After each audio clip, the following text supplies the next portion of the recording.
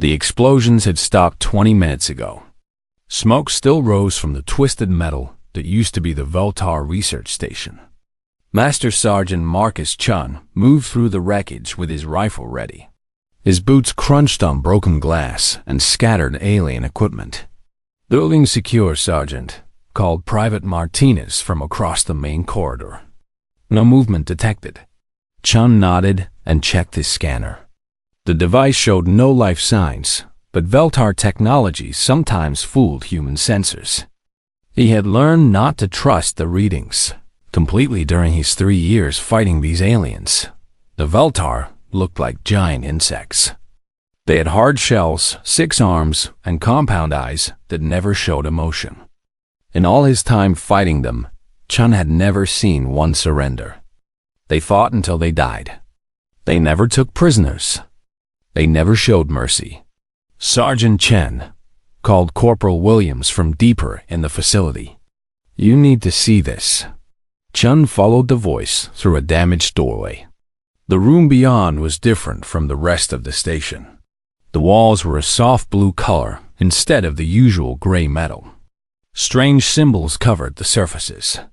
The air smelled sweet, not like the sharp chemical scent in the other rooms. "What is this place?" asked Private Torres, keeping his weapon pointed at the shadows. Williams pointed to several large containers along the far wall. They looked like clear tubes filled with thick liquid. Most were broken and empty, but 3 remained intact. Inside each tube, something small moved slowly. "I think it's a nursery," Williams said quietly. Chun felt his stomach tighten. A nursery meant children. Young ones. The things in the tubes were small, maybe the size of a human baby. They had the basic shape of adult Veltar, but with softer shells and smaller limbs. "Orders are to clear the facility completely," said Martinez. His voice was hard. "No exceptions." Chun stared at the containers. The war had been brutal. Humans had lost entire colonies to Veltar attacks. Pictures of dead human families filled the news feeds back home. Everyone knew what the Veltar did to prisoners. "They're just babies," said Torres, but his grip tightened on his rifle. "Babies that will grow up to kill humans," Martinez replied. "We've all seen what they do. Remember Proxima Colony?" Chun remembered. 2,000 human civilians had died there. Men, women, children. The Veltar had killed them all. No mercy, no prisoners. One of the containers caught his attention. The small creature inside pressed against the clear wall. It had tiny arms that ended in delicate fingers, not the sharp claws of adult Veltar. Its compound eyes were smaller too, almost like dark jewels. As Shen watched, the creature seemed to notice him. It backed away from the glass, curling into a small ball. The movement was so familiar that Chun's breath caught. Fear. The little alien was afraid. "Sergeant?" Williams was waiting for orders. Chun had seen fear in human children during the war. He had pulled kids from burning buildings on 3 different worlds. The look was always the same. Wide eyes, small bodies trying to make themselves invisible, hoping the danger would pass by. This was the same look. "Sir, we need to move," urged Martinez. "The transport leaves in 15 minutes." Chun walked closer to the container. The small Veltar pressed itself further back, trembling. Its movements were so different from the cold, mechanical way adult Veltar moved. This one seemed alive in a way the others never did. "Martinez, Torres, secure the corridor," Chun ordered. "Williams, check the other rooms for intel." "What about the containers, sir?" Chun stared at the frightened creature. Military protocol was clear. Enemy facilities had to be completely neutralized. But protocol had been written by people who never stood 3 feet away from a terrified alien child. "Give me 2 minutes," Chun said. His squad exchanged glances, but followed orders. Chun found himself alone with the 3 containers. 2 held creatures that seemed to be sleeping. But the third one watched him with those dark, jewel-like eyes. Chun pulled out his plasma cutter. One quick cut through each container would end. This. Simple, clean, by the book. The creature in the third container pressed its tiny hands against the glass. Chun thought about his sister's kids back on Earth. What would they look like if they were afraid? What would they do if a giant alien soldier stood over them with a weapon? His hand shook slightly as he aimed the plasma cutter. The creature made a sound. It was barely audible through the container wall, but Chun heard it. A soft, high-pitched noise that sounded almost like crying. Chun lowered the weapon. He looked around the room and found what appeared to be a control panel. Most of the symbols meant nothing to him, but some looked like emergency controls. He pressed several buttons in sequence. A soft chime sounded, and a section of the wall slid open. Inside was a small device with a blinking light and emergency beacon. Chun activated the beacon and placed it near the containers. When other Veltar found this place, they would be able to trace the signal. They would find the survivors. "Time to go, Sergeant," called Williams from the corridor. Chun took one last look at the small creature. It had stopped trembling and was watching him carefully. For just a moment, Chun thought he saw something almost like curiosity in those dark eyes. "I hope someone finds you," he said quietly, then turned and walked away. The trip back to the human ship was quiet. Chun's squad didn't ask questions about what happened in the nursery room. They trusted their sergeant to make the right call, but Chun could see it in their faces. They knew what he had done. They knew what he should have done according to regulations. 3 weeks later, Chun sat in a military hearing room on the ship. A board of officers reviewed his mission report. The recording from his helmet camera showed everything. The nursery, the containers, his decision to spare the alien young. "Sergeant Chen," said Colonel Hayes, the board chairman, "you failed to complete the neutralization of enemy assets. Can you explain this decision?" Chun looked at the serious faces around the table. Good soldiers, all of them. People who had lost friends and family to the Veltar. People who would never understand why he couldn't kill a frightened child. Even an alien one. It was the right thing to do. "Sir," Chun said simply. The hearing lasted 3 hours. In the end, they couldn't court-martial him because his orders hadn't specifically mentioned handling prisoners or non-combatants. But his military career was effectively over. No promotions. No important assignments. The war ended 6 months later with an armistice. Neither side had won completely, but both were tired of fighting. Chun didn't mind about his career.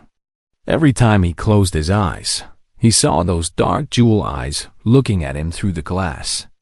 He had made the right choice. Sometimes being human meant doing what was right instead of what was easy. 2 years after the war ended, Marcus Chun worked at a freight dock on New Geneva. The job was simple. Check shipping containers, sign forms, make sure the right cargo went to the right ships. No one shot at him. No one died. It was boring, and Chun liked it that way. The morning started like any other. Chun arrived at the dock before sunrise and checked the overnight shipments. Coffee steamed from his travel mug as he walked between rows of metal containers. The work kept his hands busy and his mind quiet. "Morning, Marcus," called Janet from the main office. She was a small woman with gray hair who had run the freight operations for 20 years. "Got a message for you from corporate. They want those medical supplies to Kepler Station loaded first today." "No problem," Chun replied. He found the marked containers and began organizing the loading sequence. The work felt good. Simple problems with simple solutions. Chun didn't know that 3 star systems away, High Matriarch Kelthara was studying his file for the 100th time. Kelthara stood 8 feet tall, with the dark green shell common to high-ranking Veltar. Her 4 primary arms moved across multiple data screens, while her 2 smaller arms held a translator device. Human writing was difficult, but she had spent 2 years learning their language. The file contained everything about Marcus Chun: his military record, his family background, his current address on New Geneva. Most importantly, it contained the helmet camera footage from that day in the research facility. Kalthara had watched that footage countless times. She watched the human soldier approach the nursery containers. She watched him raise his weapon. She watched him lower it again. She watched him activate the emergency beacon. The small creature in the 3rd container had been her offspring. SciFi was now healthy and growing, safe in a Veltar colony world. Because of Marcus Chun in Veltar culture, such an act created a blood debt that could never be repaid with simple gratitude. The human had shown mercy to an enemy's child. This was not weakness. It was the highest form of strength. It meant Marcus Chun must become family. Kalthara had tried to contact Chun through official channels. Both human and Veltar governments had refused. The peace between their species was still fragile. Contact between former enemies might cause problems. So Kalthara decided to handle this personally. She had resources: command of 3 scout ships, access to the best Veltar surveillance technology, a network of contacts throughout the galaxy. Finding one human freight worker would be simple. Approaching him would be more difficult. Humans were strange creatures. Their social rules were confusing. Kalthara had studied their culture, but much of it made no sense to her logical mind. Still, she had to try. Chun must understand the honor he was being offered. Back on New Geneva, Chun noticed the first sign of trouble on a Tuesday afternoon. His personal comm device stopped working properly. Messages arrived hours late or not at all. The screen flickered with strange interference. Tech problems? Asked Tom, one of the other dock workers. He was a veteran too, though from a different unit. Something like that, Chun said. He had learned during the war to pay attention to small details. Equipment didn't just fail randomly. Usually, there was a reason. The second sign came the next day. Chun's apartment security system logged 3 separate sensor glitches during the night. The camera feed showed nothing, but the motion detectors had triggered briefly each time. Chun started varying his daily routine. Instead of taking the same route to work, he used different paths. He ate lunch at different places. He started watching the crowds around him more carefully. The third sign was harder to miss. A Veltar trade ship appeared in the New Geneva system.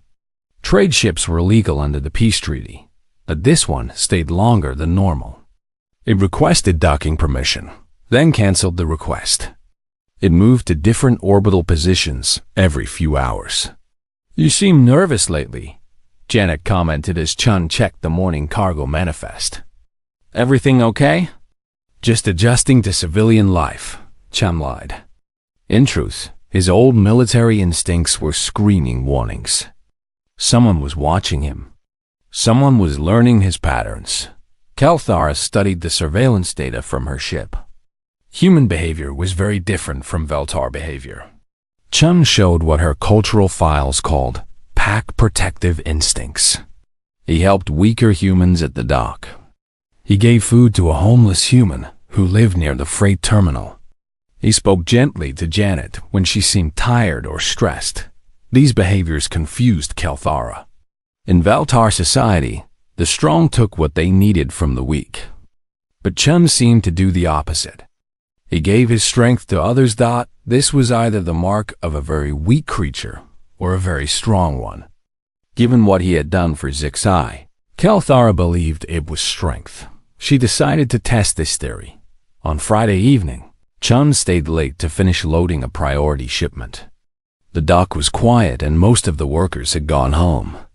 As he sealed the last container, his motion sensor went off. Chun turned slowly. Nothing was visible in the dim light between the cargo rows, but something was there. He could feel it watching him. "Hello?" Chun called out. His voice echoed off the metal walls. Silence. Chun reached for his comm device to call security, but the screen was dead. The interference was stronger now, making the device completely useless. A soft sound came from behind him. Chun spun around, but saw nothing except shadows between the containers. His heart started beating faster. During the war, invisible enemies usually meant Veltar stealth technology. But the war was over. There was supposed to be peace. Chun moved carefully toward the exit. The main lights suddenly went out, leaving only the emergency illumination. Red warning lights cast everything in a bloody glow. Another sound, closer this time. A clicking noise that Chun recognized from the battlefield. Veltar communication. Chun broke into a run. He reached the main office and activated the emergency alarm. Lights flashed and sirens wailed across the freight complex. Security vehicles would arrive within minutes, but when they searched the dock, they found nothing. No signs of forced entry. No evidence of intruders. The power failure was blamed on a computer glitch. That night, Chun packed a travel bag and left his apartment. He rented a room in a hotel across the city and paid with cash. His military training had taught him how to disappear when necessary. As he settled into the unfamiliar room, Chun wondered what he had done to attract Veltar attention. The war was over. The peace treaty was holding. There should be no reason for them to hunt him, unless someone had discovered what happened in that research facility 2 years ago. Unless someone wanted revenge for the alien child he had spared. Chun checked his weapon, an old military sidearm he kept for emergencies, and settled down to wait. If the Veltar wanted to find him, they would have to work for it. He wasn't the same frightened civilian they might expect. 3 decks above the hotel, Kelthar's Suxout ship held position in the planet's upper atmosphere. Her sensors tracked Chun's movement to the new location. She was impressed by his caution and tactical thinking. This human was definitely worthy of the honor she wanted to offer him. The question was how to approach him without triggering more of his defensive behavior. Kelthara studied her cultural files again. Humans seemed to respond well to direct communication, but they also valued formal protocols. Perhaps she should try to arrange a proper meeting. She began composing a message in careful human language, explaining her intentions and requesting an audience. But as she worked, other Veltar ships appeared on her sensors. Other members of her species had learned about her interest in the human. Not all of them approved of her plan to honor a former enemy. Some thought it was dangerous to their species' dignity. Kelthara realized she was running out of time. If she wanted to reach Marcus Chen and offer him the bond of family, she would have to move quickly, before her own people decided to eliminate both her and the human who had saved her child. Chun lasted 3 days at the hotel before moving again. This time, he chose a small motel on the edge of the city, the kind of place that asked few questions and accepted cash payments. He registered under a false name and paid for a week in advance. The manager was an old man with tired eyes who barely looked up from his newspaper. Room 12. Keep it quiet. Chun's room was small and clean enough. 1 bed, a tiny bathroom, and a window that faced the parking lot. He set up motion sensors at the window and door, then settled down to think about his situation.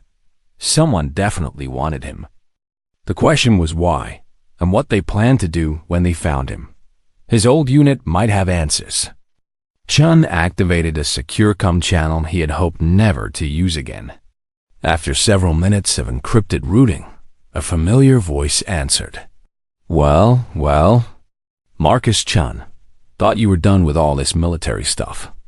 Hello, Williams, Chun said to his former corporal. I need information. About what?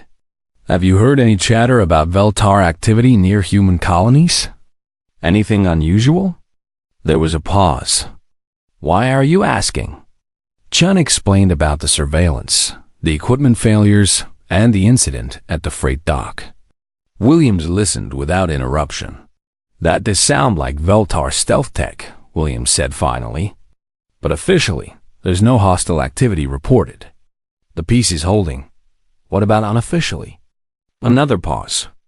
"There have been some weird reports. Veltar ships showing up in odd places, staying longer than their trade permits allow. Intelligence thinks it might be some kind of cultural exchange program." "Cultural exchange?" Chun almost laughed. "The Veltar don't do cultural exchange. Maybe they're changing. Look, Marcus, I can put in some inquiries, but it'll take time. In the meantime, you should probably stay mobile." Chun had already reached the same conclusion. After ending the call, he packed his gear and moved to a different location high above the planet's surface. Kelthara watched Chun's movements with growing frustration. Every time she prepared to approach him, the human changed location.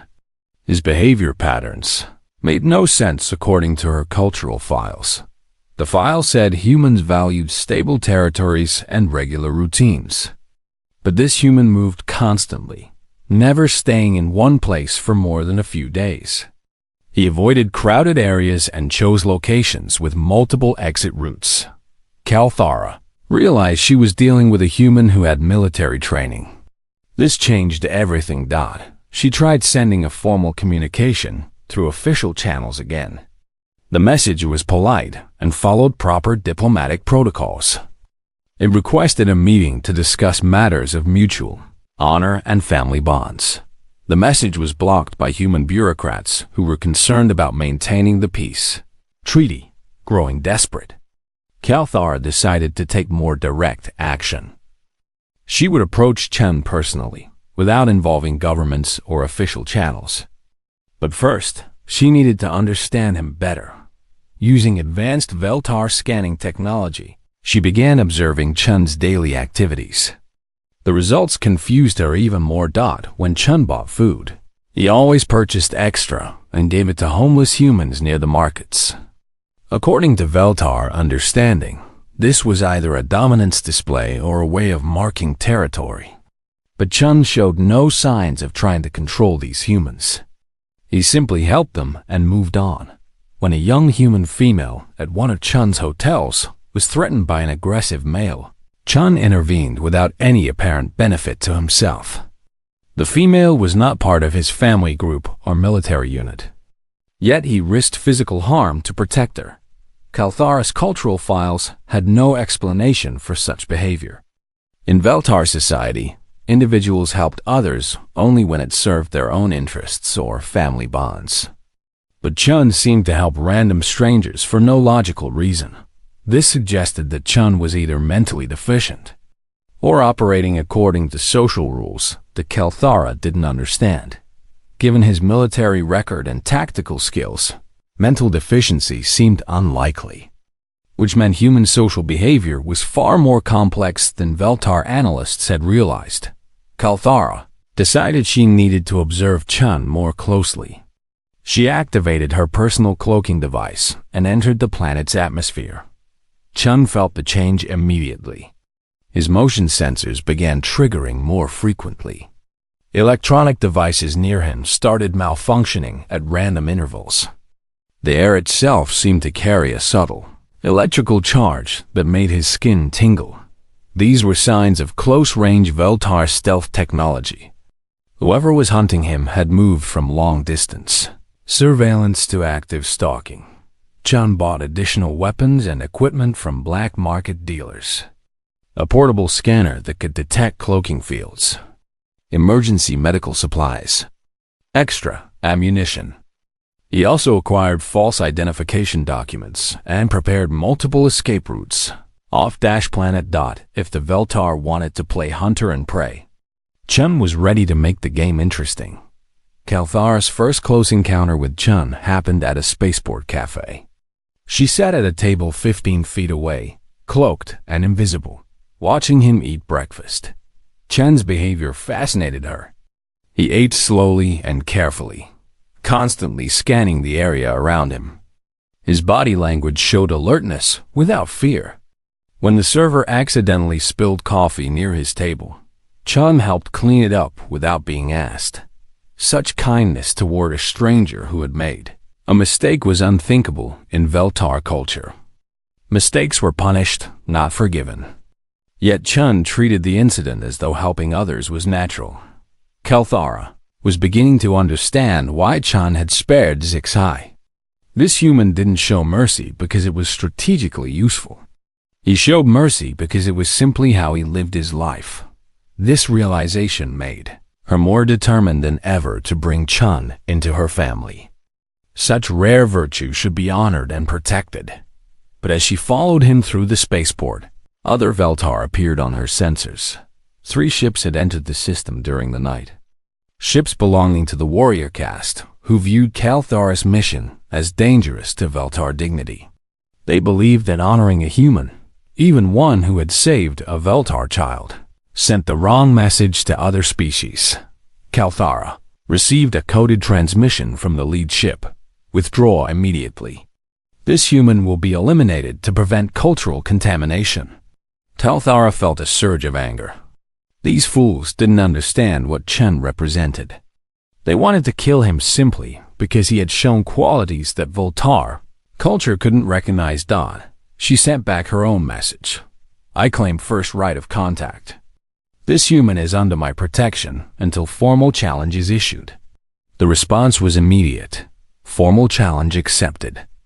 You have 1 rotation to complete your business with the human.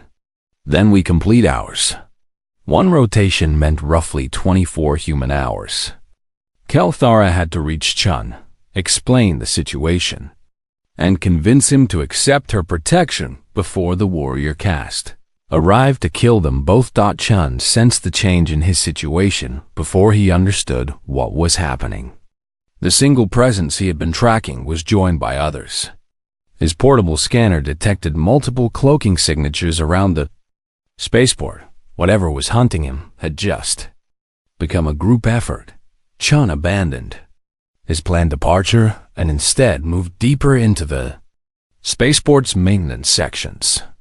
These areas had more hiding places and fewer civilians who might get hurt in whatever was coming. As he set up a defensive position in an abandoned storage bay, Chun tried to figure out what the Veltar wanted from him. His actions during the war had been classified. The incident with the alien child should have been forgotten, unless the child had been important somehow. Unless someone very powerful wanted revenge or justice for what had happened. Chun checked his weapons and settled down to wait. He had faced Veltar in combat before. This time felt different, but he was still alive. That meant he still had a chance. Above him, Kelthara tracked his movement through the maintenance tunnels. The human was more skilled than she had expected, finding a defensive position, setting up fields of fire, preparing for a siege. Her respect for him grew even stronger. Chen was everything her cultural files said about elite human warriors: intelligent, adaptable, and absolutely fearless when cornered. Now she just had to convince him to trust her before the warrior caste arrived to kill them both. But first, she had to find a way to communicate with him without triggering his obvious combat reflexes. One wrong move, and this meeting would end in violence instead of the family bond she hoped to create. Kelthara began composing a message in careful human language. She would have one chance to explain herself before the shooting started. Chen's scanner showed 3 contacts closing in on his position. He had chosen the storage bay carefully. Only one entrance, good cover behind cargo containers, and a clear view of the approach corridor. If they wanted him, they would have to come through a bottleneck. His COM device crackled with static, then cleared to reveal a message in broken but understandable English. Human Marcus Chen, I request formal meeting. No weapons. I bring honor for you. Chun kept his rifle pointed at the entrance. Veltar were known for deception in warfare. This could easily be a trick to make him lower his guard. Who are you? He transmitted back. What do you want? I am High Matriarch Kalisar of the Veltar 3rd Expansion Fleet. You saved my offspring.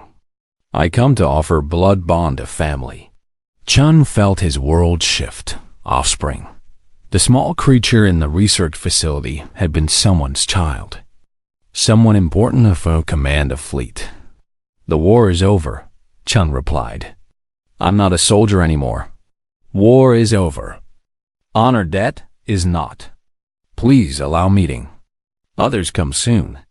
Others want to kill you and me. Before Chun could respond, his scanner detected movement in the corridor outside. Multiple contacts, moving fast and staying low. These weren't trying to communicate. They were setting up for an assault. 30 seconds until formal meeting ends, came Kelthar's voice. Then, we fight together or we die separately. Chun made a decision that went against every instinct from his military training. He lowered his rifle and stepped into the open area of the storage bay. Show yourself, he called out. The air shimmered, and a massive Veltar appeared 10 feet away from him. Chun had seen Veltar warriors before, but never one this large. Kelthar stood 8 feet tall, with a dark green shell that marked her as high-ranking nobility. Her 4 primary arms were empty of weapons, but her 2 smaller secondary arms held a translation device and what appeared to be a small ceremonial object. You came alone, Chun said. Surprised. I am not your enemy, Marcus Chun. I am grateful, Mother. You spared Zixai when you had every reason to kill. This creates blood debt that must be honored. Chun studied her carefully. Veltar faces were hard to read, but her posture seemed non-threatening. More importantly, his scanner was screaming warnings about the other contacts moving into position around the storage bay. Who are the others? He asked. Warrior caste. They believe showing honor to human makes Veltar look weak. They come to kill us both to prevent this. As if summoned by her words, the lights in the storage bay suddenly went out. Emergency illumination cast everything in red shadows. Chun's scanner showed 6 new contacts surrounding the bay. Telthara of 3rd Fleet, came a voice through the comm system. You have dishonored our species by treating with this human. Surrender now and face judgment. Kelthar's response was a series of rapid clicks and hisses in the Veltar language. Chun didn't understand the words, but the tone was clearly defiant. Energy blasts suddenly lit up the storage bay. Chun dove behind a cargo container as plasma bolts seared the air where he had been standing. Kelthar moved with surprising grace for her size, rolling behind cover on the opposite side of the bay. So much for formal meetings, Chun muttered. Then opened fire on the entrance. The warrior caste had come prepared for a quick execution, not a prolonged firefight. Chun's defensive position forced them to advance through the bottleneck one at a time, negating their numerical advantage, but they had better weapons and armor than Chun's civilian market equipment. His shots sparked harmlessly off their combat shells, while their return fire carved chunks out of his cover. Kelthara added her own weapons to the fight. Her plasma rifle was clearly military grade, sending bolts of energy that actually damaged the attacker's armor. But she was outnumbered and outgunned. We cannot hold this position, she called to Chun between shots. Working on it, Chun replied. He activated a small explosive charge he had placed near the bay's main power coupling. The blast plunged the entire section into darkness, equalizing the tactical situation. In the darkness, Chun moved like a ghost. His human eyes adapted faster than Veltar compound eyes to the low light conditions. He used this advantage to flank 2 of the attackers, taking them down with precise shots to their sensor arrays. But the darkness worked both ways. When Chun moved to help Kelthara, he triggered a Veltar proximity mine. The explosion threw him against a cargo container and filled his left leg with hot shrapnel.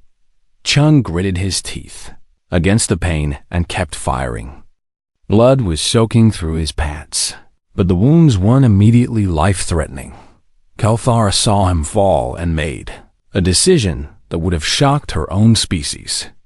She abandoned her defensive position and charged across the open space to reach Chun, placing herself between him and the remaining attackers. "Why?" Chun gasped as she helped him to better cover.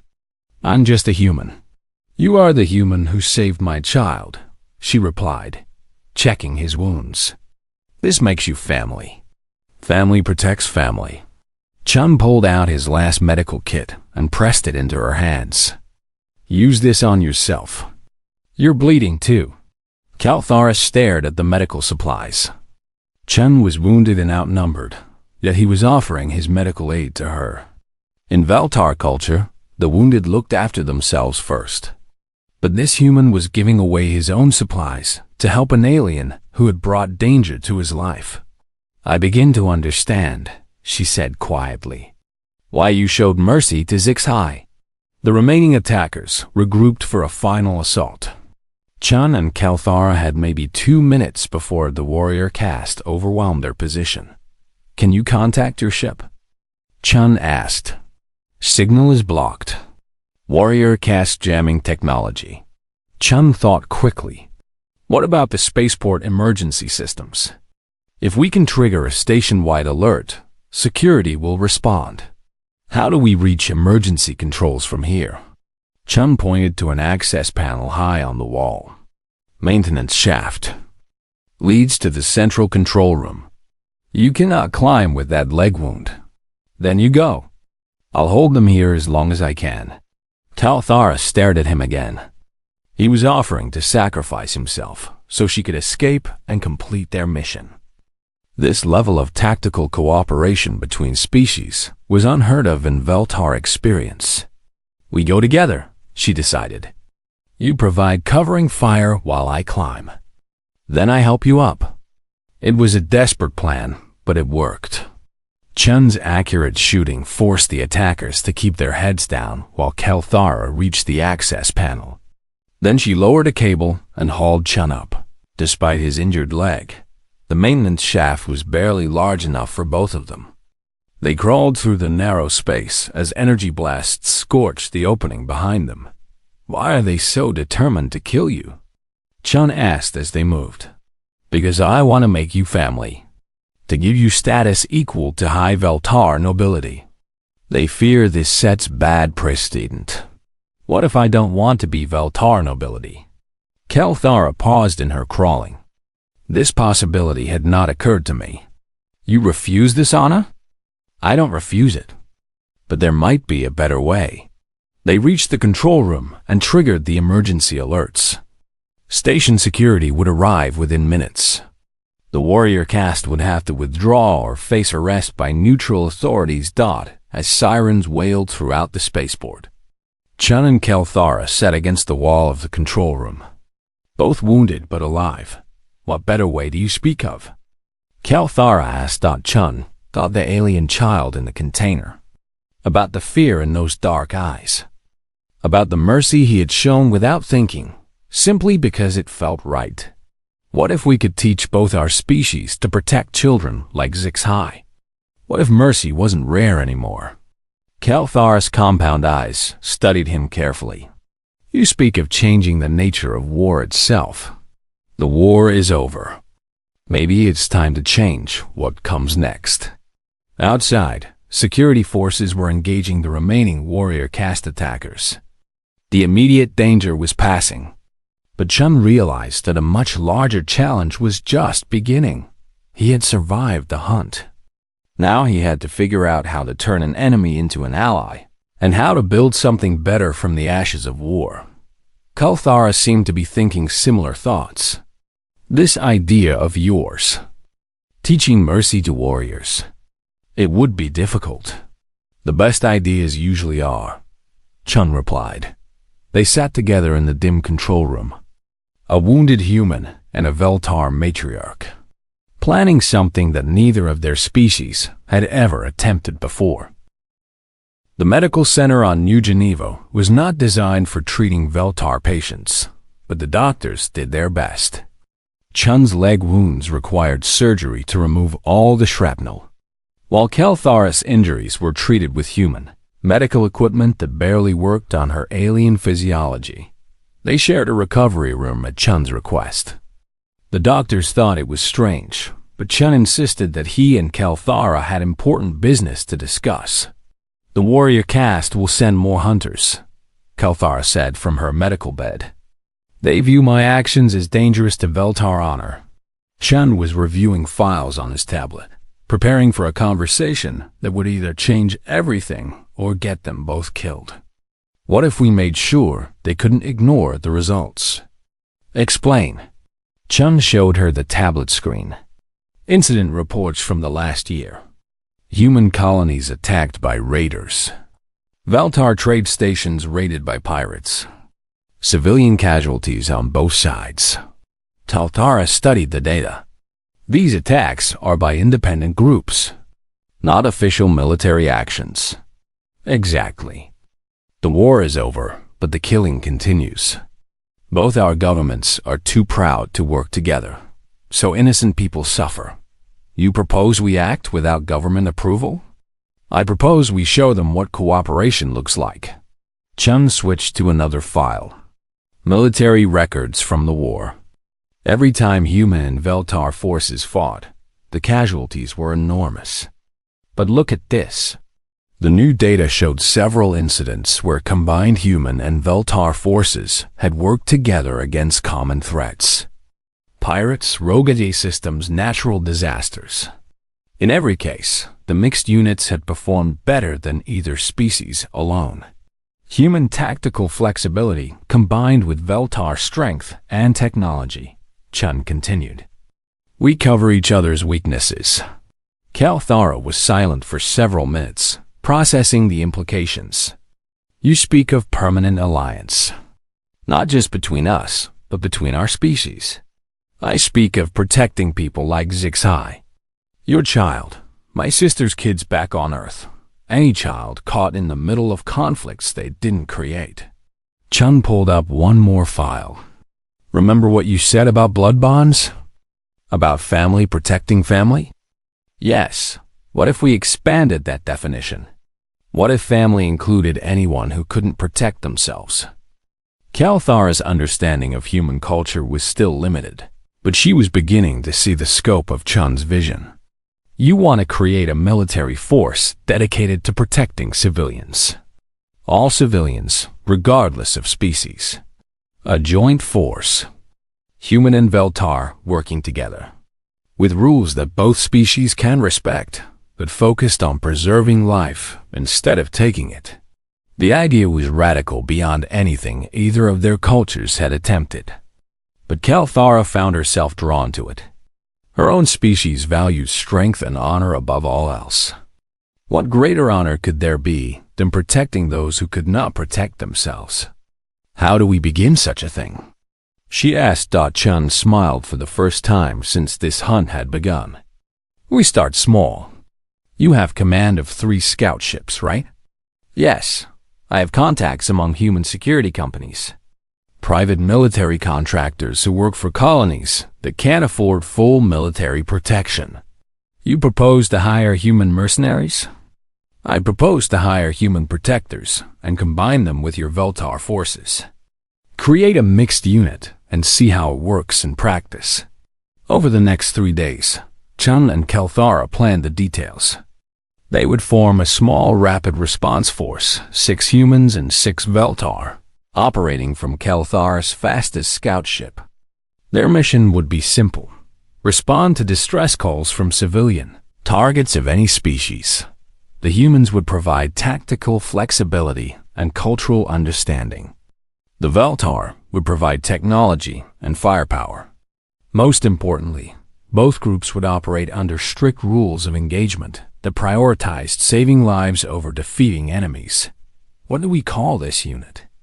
Kelthara asked as they finalized the plans. Chun thought about the small alien child in the research facility, about the moment when he chose mercy over military efficiency, about the bond that choice had created between former enemies.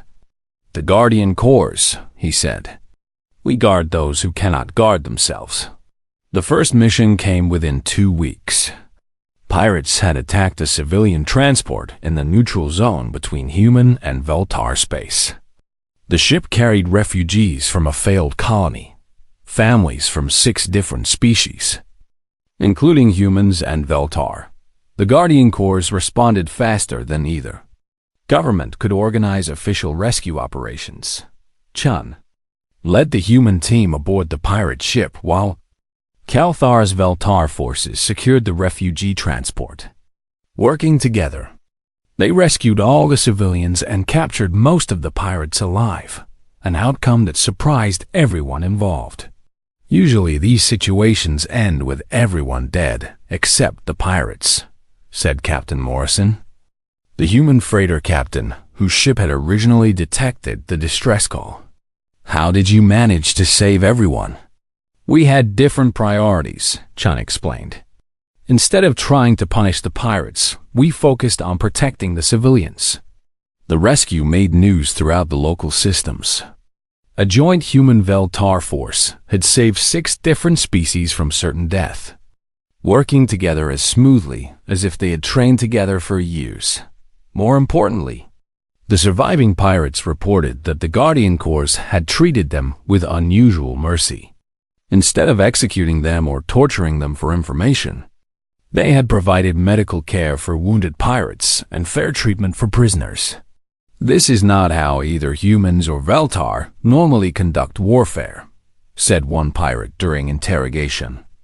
They acted more like guardians than soldiers. Word of the Guardian Corps spread quickly. Other mixed units began forming, copying their tactics and rules of engagement.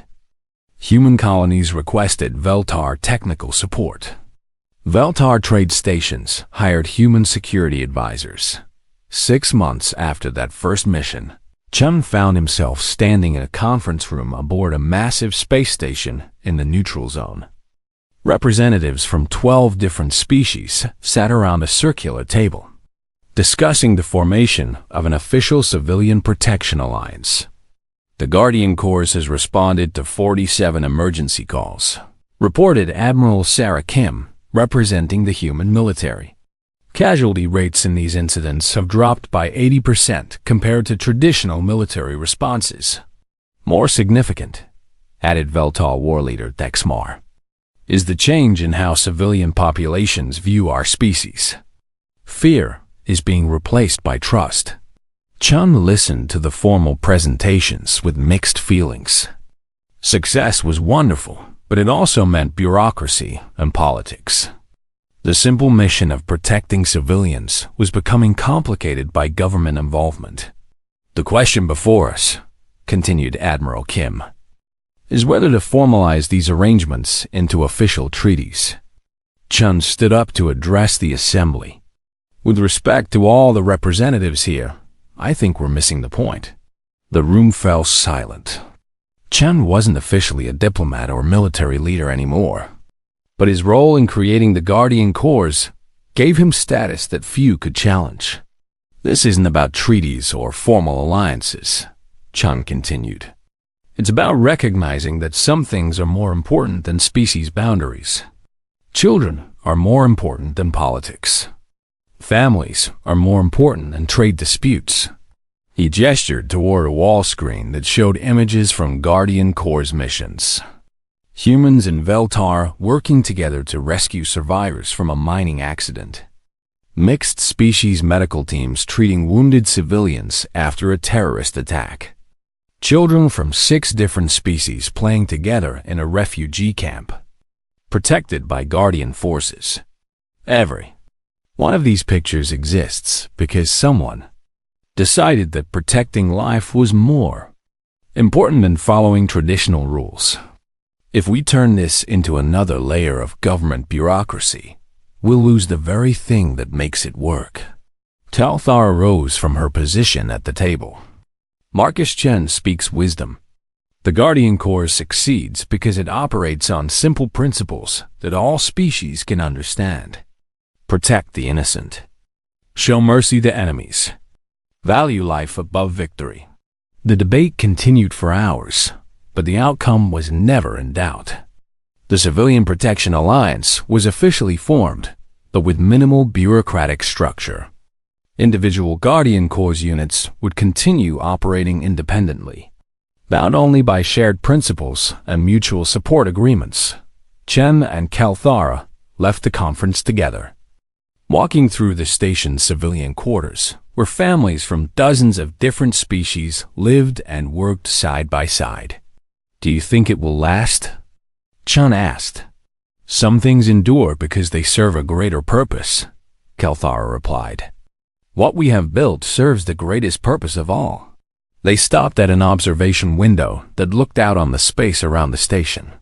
Ships from many different species moved peacefully through the traffic patterns, their crews working together with an ease that would have been impossible just 2 years ago. "There is someone who wishes to meet you," Kalthara said quietly. A young Veltar approached them from across the observation deck. Chen recognized the body structure and movement patterns immediately, even though the small frightened creature in the research facility had grown into a healthy adolescent. "Zix-Hi," Chen said. The young Veltar had learned enough human language to communicate directly. "You are the human who spared my life. You are the reason all of this exists," Chen replied, gesturing toward